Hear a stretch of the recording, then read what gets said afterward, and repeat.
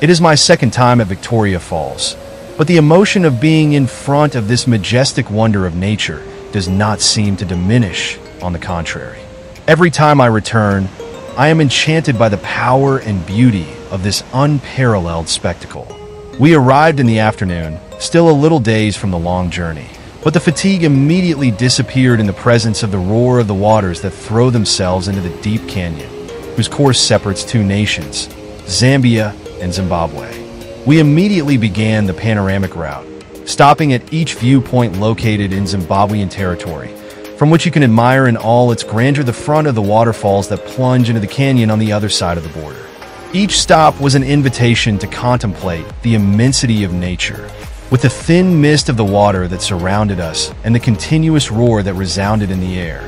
a reminder of the indomitable strength of the earth. No matter how many times you visit this place, Victoria Falls always manages to make your heart beat a little faster, giving a feeling of smallness and wonder in front of the infinity of nature.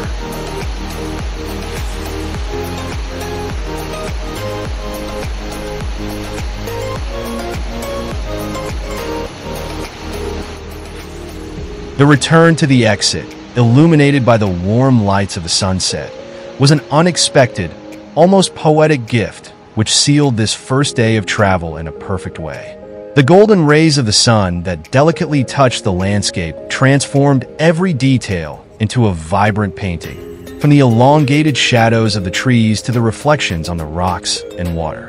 As we walked, the heat of the sun that slowly faded seemed to bring with it also the tiredness of the journey, leaving room for a feeling of peace and contentment. It was as if nature itself was saying goodbye to us, ending the day with a vision that could hardly be planned or predicted,